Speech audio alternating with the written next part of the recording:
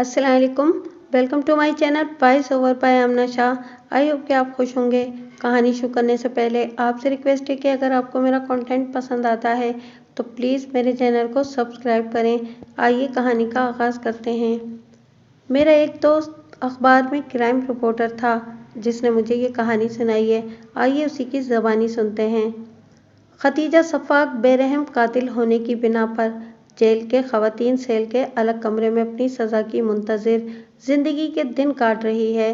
Khadija पर 2 से ज़्यादा इंसानों को बेदर्दी से मौत की नींद सुलाने का मुकदमा चल रहा है। खतीजा तक रसाई हासिल करना भी एक अलग कहानी है, मगर मुझे जेल में उसके सेल से बाहर उस तक जाने का मौका मैसर आ गया।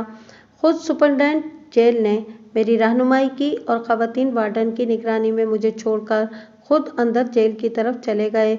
मैं ख़वातीन वार्डन के करीब खड़ा इस बात का इंतज़ार कर रहा था कि कब वो 2 इस्लामी बहनें फारिग हों जो जेल में रज़ाकाराना तौर पर कैदी ख़वातीन को दर्स कुरान पढ़ाने आती थीं, ताकि मैं खतीजा से गुफ्तगू कर सकूं। जब वो इसके सेल से दूसरी तरफ चली गईं तो मैंने खुद खतीजा को मुखातिब किया। जी भाई, उसने बड़े अदब से मेरे सलाम का जवाब दिया। मैंने आपके मुकदमे की FIR पढ़ी है। आपने 2 से ज़्यादा अफराद को कत्ल कर दिया है, जबकि आपकी इनसे कोई ज़ाती रंजिश या दुश्मनी नहीं थी। मैंने उसके सेल की सलाखों के बाहर पड़ी लोहे की कुर्सी पर बैठते हुए पूछा। वो चंद पल कुछ सोचती रही, फिर बोली, आप ये सब क्यों पूछ रहे हैं? इसलिए कि आप इस हकीकत की नकाब कुशाई करें जिसकी बिना पर आपने कमज़ोर होने के बावजूद इतना बड़ा इक़दाम कर डाला। मेरी इस बात के जवाब में खतीजा देर तक कशमकश की कैफियत में रही, जैसे फैसला कर रही हो कि अपनी कहानी मुझे सच सच बताए या नहीं। साथ ही शायद वो अपने जुर्म की कड़ियों के हवाले जोड़ने में मसरूफ़ थी। फिर काफ़ी सोच विचार के बाद उसने मुझे जो कहानी सुनाई उसका लुब्बे लुबाब यह है। मेरी शादी एक ऐसे निकम्मे आदमी से हुई जिसने शादी के कुछ माह बाद मुझे लावारिस बना दिया। मैं कहाँ जाती हूँ, क्या करती हूँ, मैंने कुछ खाया, मेरे पास तन ढाँपने, पाँव में पहनने के लिए कोई जूता या कोई ज़रूरी घर का साजो सामान है, उसे कोई परवाह नहीं थी। मेरे वालिदैन ने जो थोड़ा बहुत गुजारे लायक सामान जहेज़ की शक्ल में दिया वो बेच कर खा गया। मेरे शौहर का एक जानने वाला जो रक्षा चलाता था, उसकी गैर मौजूदगी में कभी कभार मेरे घर आ जाता और जाते हुए थोड़ा बहुत खर्चा छोड़ जाता, जिससे मेरा और घर का खर्चा चल जाता। उस बंदा खुदा यानी मेरे नाम नेहाद शौहर ने कभी ये ना पूछा था कि मैं तो कुछ लाता नहीं, ये जो मैं खा रहा हूँ कहाँ से आ रहा है। मैं रात भर सोचती रही कि मेरी ज़िंदगी भी क्या ज़िंदगी है। मुझे तो उस खबीस इंसान ने रोज़े भी नहीं रखने दिए और मुझ पर गलाज़त का बोझ डालता जा रहा था। सारे दिन मैं यही सोचती रहती। जब ईद उल फितर का त्यौहार होता तो मैं अपने माँ बाप के घर में ईद की खुशियों को मनाने की तैयारियां करने में लग जाती।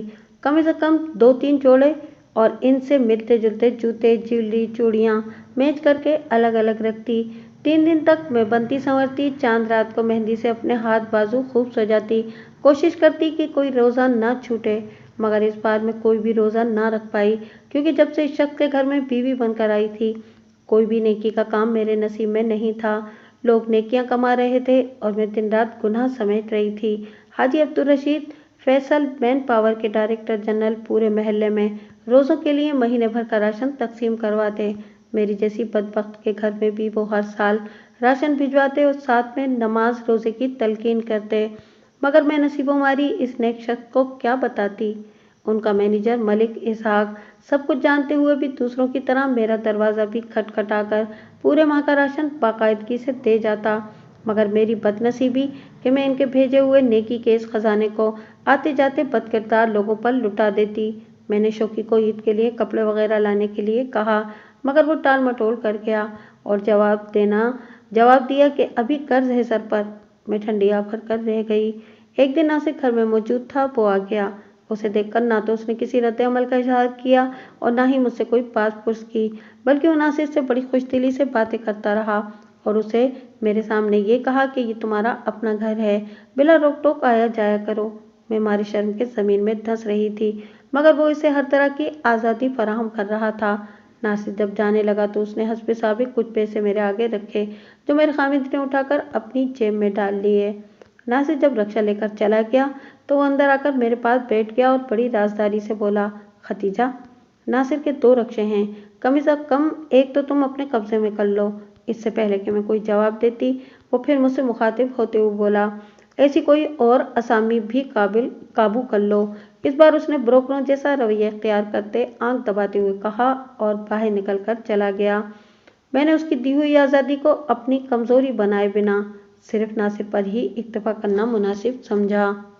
मकान का किराया भी वो देने लगा था। घर के लिए माहाना राशन और दीगर ज़रूरियात ज़िंदगी भी अब नासिर के ज़िम्मे थीं। मुझे नासिर ही अब अपना घरवाला महसूस होने लगा था। मेरे खामिद का नाम शौकत था, मगर सब उसे शौकी कहकर मुखातिब करते थे। अब वो धोबी का धुला कड़कड़ाता हुआ सूट पहनता और मुरगन खानों का आदी हो चुका था। उसने मुझे अपने पर्स की जीनत बना डाला। ये नहीं कि वो इसका जिम्मेदार था, मैं खुद भी इस धंधे की आदी हो चुकी थी। अहले महल्ला मेरी बदलती हुई हालत और शय खर्चियाँ देखकर इस बात का अंदाज़ा लगा चुके थे कि मेरा किरदार अब पहले जैसा नहीं रहा। नासिर का आना जाना बदस्तूर जारी था, मगर शौकी मुझे इधर उधर भी धड़ल्ले से ले जाने लगा था। मेरे तौर तरीके बदल गए। शौकी मुकम्मल तौर पर मेरा ब्रोकर बन चुका था। रुपए पैसे का पहले वो करता धरता था, फिर मैंने सब कुछ अपने हाथ में कर लिया। मैं आज़ाद और खुद मुख्तार थी। मेरे घर वालों ने मेरे लक्षण देखकर मेरे साथ नाता तोड़ लिया था। नासिर की रोक टोक और बेजा मुदाखलत भी बंद हो गई थी। मैंने इसे दो टोक कह दिया था कि अगर तुम्हें ये सब अच्छा नहीं लगता तो मुझे छोड़ दो, नहीं आने की ज़रूरत है तुम्हें मेरे पास। शौकी को मैंने अपनी कमाई से एक नया रक्षा खरीद दिया था, जिससे नासिर को बड़ा दुख पहुंचा। हम दोनों मियाँ बीवी अपने रक्षे में बाजार से घर की तरफ आ रहे थे एक दिन के रास्ते में नासिर से मुठभेड़ हो गई। शौकी उसे देखकर रुक गया। नासिर की तल्ख बातों से शौकी अपने आप से बाहर हो गया और दोनों सड़क पर ही दस्तों गिरेबां हो गए। नासिर ने मुझे भी लोगों के सामने बुरा भला कहा। बड़ी मुश्किल से हम दोनों वहां से निकलकर घर की तरफ मुड़ गए। घर आकर मैं घंटों नासिर की इस हरकत पर कुढ़ती रही। शाम को नासिर फिर हमारे घर दंदनाता हुआ आदम का। शौकी तो चुप रहा, मगर मेरे दिल से नासिर का तमाम रिश्ता रेत की दीवार हो गया। मैंने दो टोक उसे अपने घर न आने का कह दिया। वो एक बार फिर आपे से बाहर हो गया। शौकी के सामने उसने मेरे बाल नोचते हुए मुंह पर थप्पड़ मारने शुरू कर दिए और शौकी को भी बुरा भला कहता उसकी तरफ लपका। बड़ी मुश्किल से मैंने दरमियान में आकर दोनों को अलग किया और नासिर गाली गलौज करता हुआ रक्षा स्टार्ट करके चला गया। खदीजा, ये तो हमें बहुत जलील करेगा। नासिर के जाने के बाद शौकी ने परेशानी के आलम में मुझसे कहा। तो फिर क्या करें? इसका किस्सा ही खत्म कर देते हैं, शौकी ने आहिस्तगी से कहा। वो कैसे? मैंने इसके करीब होते हुए राजदाराना अंदाज में पूछा। अब जब वो आए तो इससे सुलह की बातें करना, ताकि वो फिर हम में घुल मिल जाए। बाकी तुम मुझ पर छोड़ दो। ये कहते हुए शौकी उठकर कमरे से बाहर चला गया। शाम को जब वो वापस आया तो उसने मुझे एक छोटी सी बोतल दी, जिसमें पानी की तरह सफेद सी कोई दवा थी। शौकी, ये क्या है? मैंने उसकी तरफ देखते हुए पूछा। ये बेहोशी की दवा है, इसका कोई जायका नहीं, बस उसे किसी तरह पिला दो। चाय या शरबत में मिला देना, बाकी मुझ पर छोड़ दो। ठीक है, ये कहकर मैंने वो बोतल संभाल ली। 2 दिन बाद नासिर का फोन आया। वो अपने किए पर शर्मिंदा था। मैंने प्लान के मुताबिक उससे बातचीत करके उसे दोबारा राम कर लिया और शाम को घर आने का कहा। वो काफ़ी सारा सामान, फ्रूट, गोश्त और दीगर ज़रूरी चीज़ें भी साथ लाया था। मैंने इधर उधर की बातों के बाद चाय बनाई और उसके कप में चंद कतरे इस दवा के मिला दिए। मुझे धड़का लगा हुआ था कि उसे शक न पड़ जाए, मगर वो चाय पीते हुए मुझसे बातें भी कर रहा था और शौकी से माफ़ी की बात भी कर रहा था। फिर वो बेड पर दराज हो गया, जैसा कि वो अक्सर किया करता था। चंद मिनटों के बाद ही उसके खर्राटे गूंजने लगे। मैंने अच्छी तरह उसे झंझोड़ कर तसल्ली कर ली कि दवा अपना असर कर गई है। फिर मैंने शौकी को फ़ोन करके बताया कि वो बेड पर बेहोश पड़ा है। दूसरी तरफ से शौकी ने कहा कि तुम रुको, मैं आ रहा हूँ। थोड़ी देर बाद शौकी घर आ गया।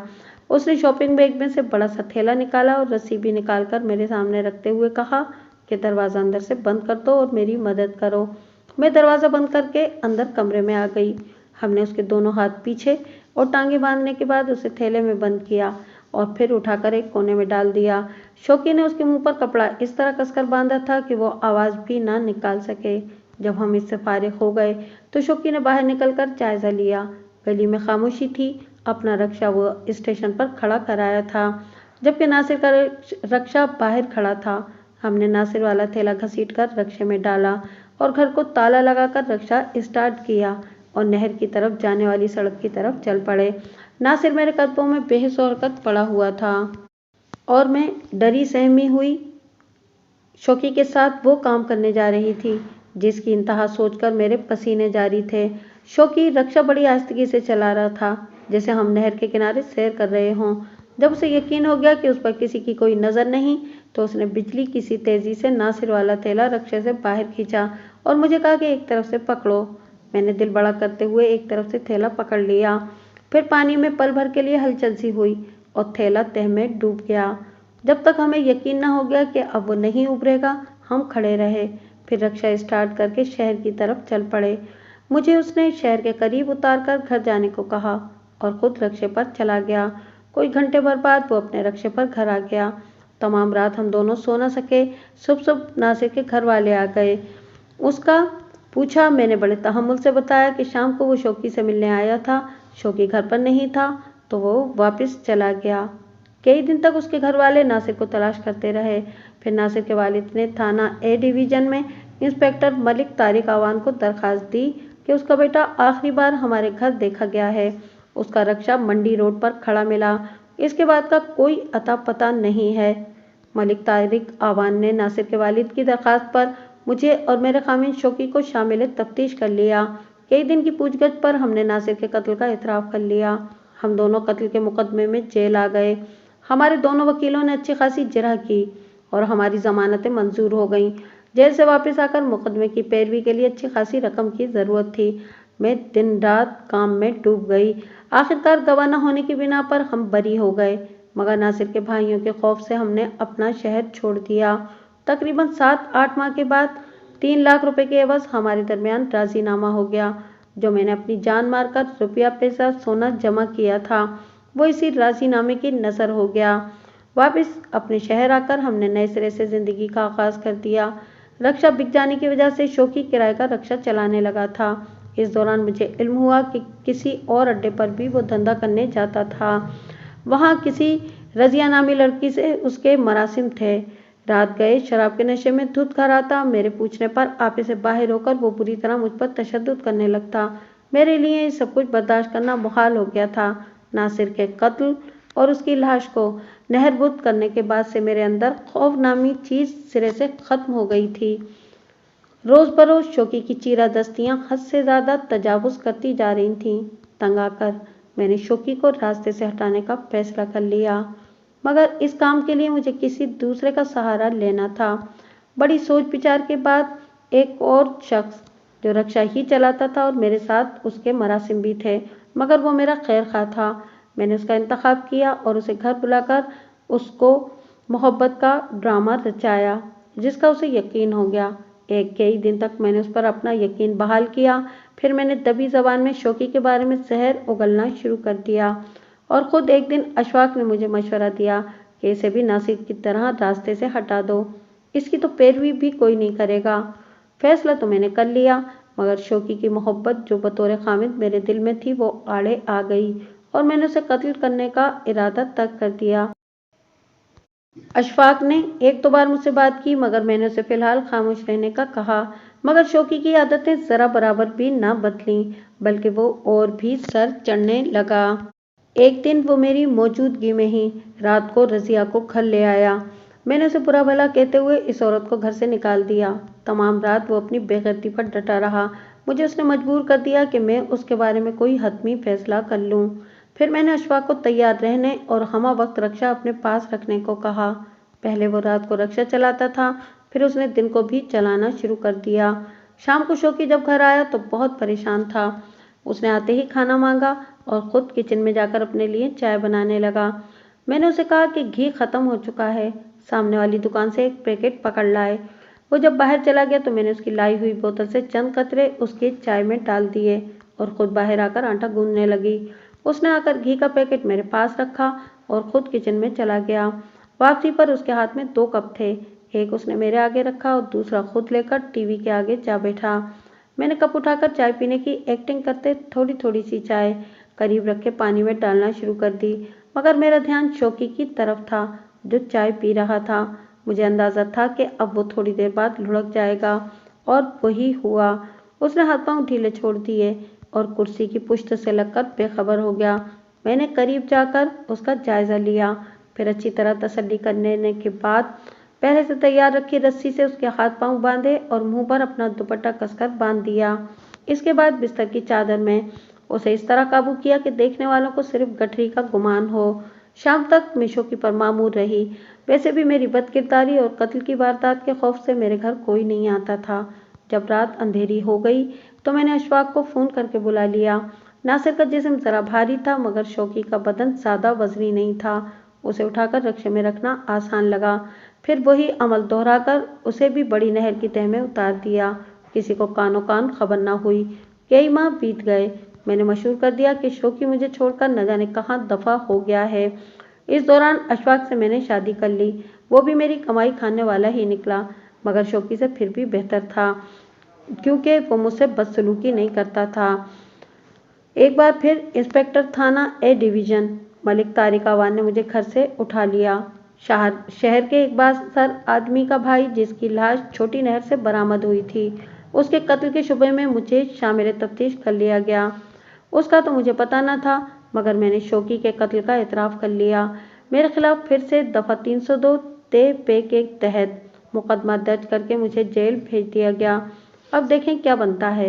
ये सब बताकर खतीजा तो सलाखों को छोड़कर दीवार के साथ जा बैठी और मैं ये सोचता हुआ घर की तरफ चल दिया कि ये औरत का कैसा रूप है।